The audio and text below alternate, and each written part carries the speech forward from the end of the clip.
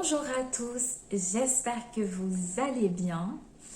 Bienvenue à nouveau sur ma chaîne. Aujourd'hui, on se retrouve pour une nouvelle vidéo qui est comment se protéger naturellement et efficacement du soleil. Donc, dans cette vidéo, je vais vous donner quelques conseils vraiment très basiques, voilà, pour se protéger du soleil. Donc, juste avant de commencer, je vais vous préciser une chose. Même si vous appliquez ces conseils-là, ce n'est pas possible de s'exposer au soleil. Donc, évitez de vous exposer longtemps. Donc, je vous donne un exemple. Par exemple, si vous allez en vacances en famille, surtout ceux qui ont un albinisme, enfin qui sont albinos comme moi. Donc, si vos vacances ressemblaient aux miennes, alors ça ressemblait à ça précisément. Donc, je vais vous le faire. Célia, nous, on va aller à la plage. Toi, comme tu peux pas sortir à midi, donc tu vas rester là. On fera plein de photos et on te montrera ça en rentrant. On va tout te raconter, hein, d'accord? Donc pendant notre absence, tu gardes bien la maison, d'accord? Ok. Tu montes pas dans ta chambre, hein. Reste vraiment en bas. Allez, bisous, kiss kiss. À tout à l'heure. Donc, si ça ressemblait à ça, donc ça continuera à ressembler à ça. Donc maintenant, c'est parti. Alors, le premier conseil que j'ai à vous donner, c'est l'alimentation. L'alimentation joue un rôle majeur dans notre vie. Donc, il est vraiment très important quand il fait chaud de consommer des fruits, des légumes, de consommer surtout les repas faits maison. Donc, privilégiez vraiment de manger chez vous. Ensuite, dans le petit A, voilà, consommer des fruits et légumes. Dans le petit B qui va avec, je pense que c'est important de le préciser quand même. Éviter tous ces aliments qui peuvent être photosensibilisants. Donc je parle ici des agrumes par exemple.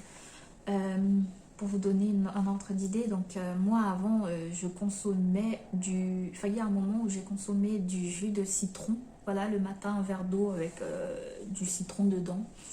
Voilà, parce que c'est détoxifiant, ça aide à maigrir, etc.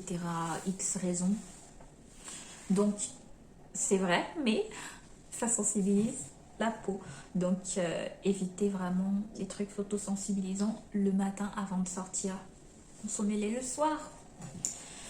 Troisième point qui va avec le petit C dans l'alimentation, c'est vraiment éviter les produits transformés.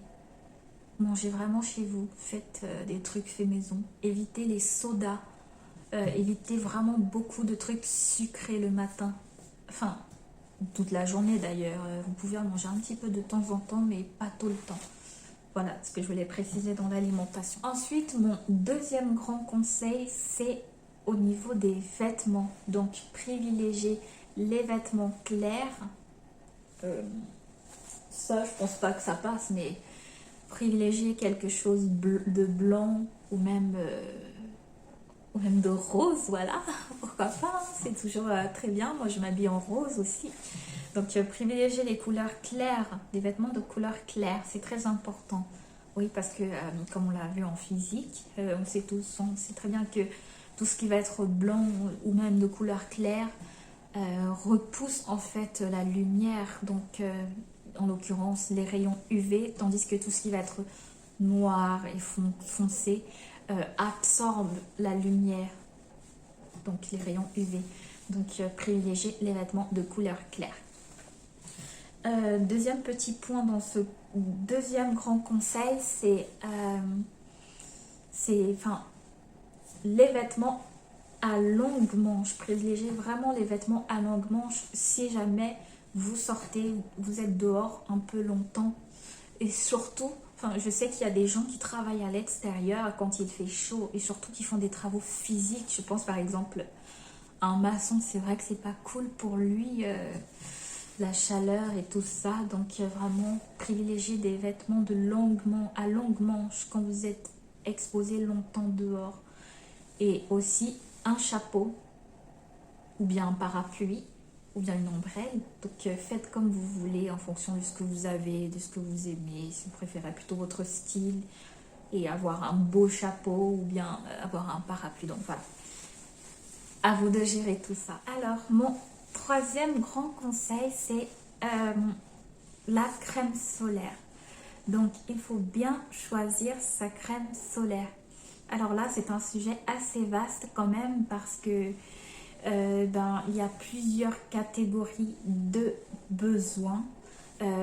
Alors, dans ces catégories, il y a la première catégorie, donc toute simple, des personnes qui aiment bien acheter leur crème solaire industrielle prête à l'emploi. Donc, ils se rendent en pharmacie. Donc, ils achètent la crème solaire qui leur convient. Voilà, donc voilà. Et ensuite, la deuxième catégorie, c'est ceux qui ont des raisons éthiques, donc qui veulent des trucs respectueux de l'environnement, respectueux de la peau, ou qui sont véganes. Donc, qui vont préférer plutôt des crèmes solaires toutes naturelles. Donc, dans ce cas, se rendre au magasin bio, acheter sur Internet. Il suffit juste de bien lire les compositions et s'assurer qu'elles respectent voilà, vos critères. Et ensuite, on a la troisième catégorie de personnes, donc celles qui, comme moi, aiment bien faire leurs produits cosmétiques aussi. Donc, moi, j'aime bien faire aussi mes produits cosmétiques, donc une crème solaire, évidemment. Donc, pour ça, il faut juste bien choisir ses ingrédients. Vous assurer que tous les ingrédients vous conviennent très bien.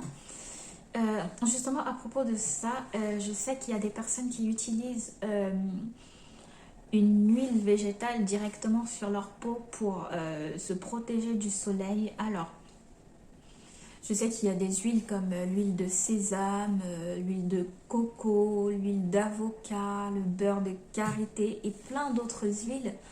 Alors, pour moi, tout dépend de l'indice SPF qui doit être quand même assez élevé parce que pour une protection solaire, si c'est moins de 10 par exemple, c'est pas efficace du tout. Il faut un indice SPF à partir de 30 et voire plus.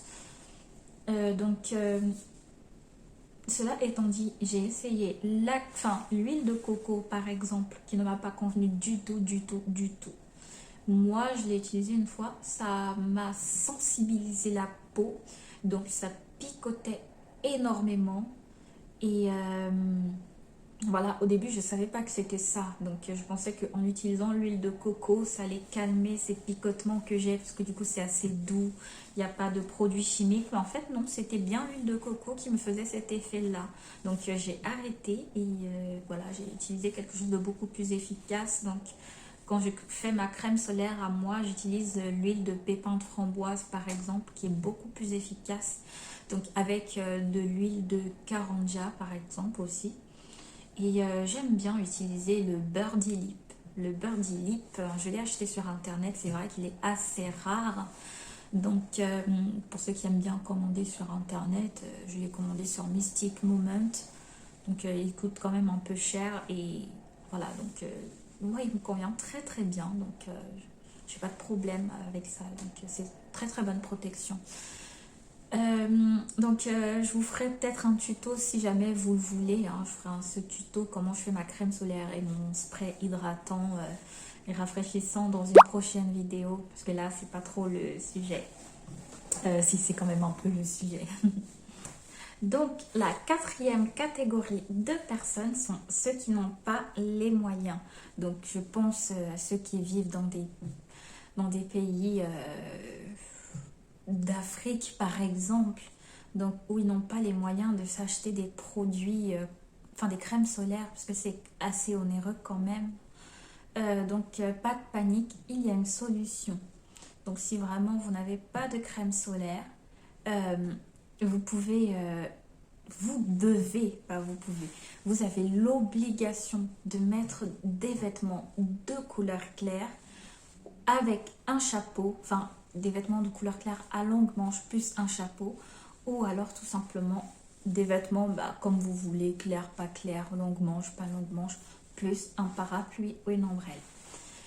Et aussi, je sais que vous pouvez utiliser l'aloe vera le matin. C'est assez hydratant, mais pas assez protecteur. Ça vous laisse un film protecteur sur la peau qui ne dure pas longtemps, hélas. Donc, d'où l'intérêt de prendre un spray, voilà, et vous sprayez le visage de temps en temps dans la journée. Aussi, c'est très important pour ceux-là, pour ces personnes, de faire un soin après soleil, c'est-à-dire avec des produits naturels, qui ne coûtent pas cher là-bas, comme par exemple les carottes ou les avocats ou le miel ou encore la lavande. Voilà, donc c'est à utiliser sous la forme que vous voulez. Vous pouvez faire des masques.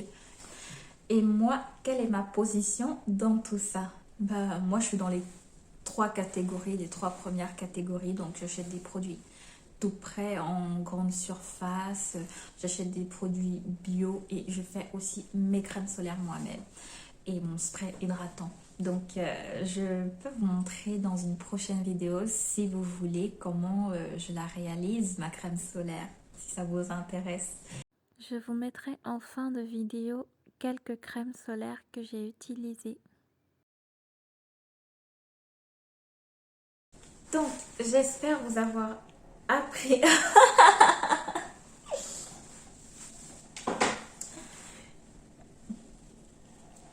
Donc, j'espère vous avoir appris quelque chose aujourd'hui. Enfin, je pense pas, mais je pense que tout le monde le sait déjà, tout ce que j'ai dit, j'en suis sûre. Mais par contre, j'espère vous avoir rappelé au moins quelque chose. Et je vous remercie de m'avoir suivi jusqu'à la fin. Donc, j'espère que j'ai été assez claire et assez basique. Voilà, donc... et que vous m'avez compris. Donc, ça reste un sujet très très vaste. Je sais que j'ai pas tout dit dans cette vidéo. Donc, si vous avez des questions, n'hésitez pas à me les poser. Je me ferai un grand plaisir de vous répondre. Et je vous dis à très bientôt. Prenez soin de vous et protégez-vous.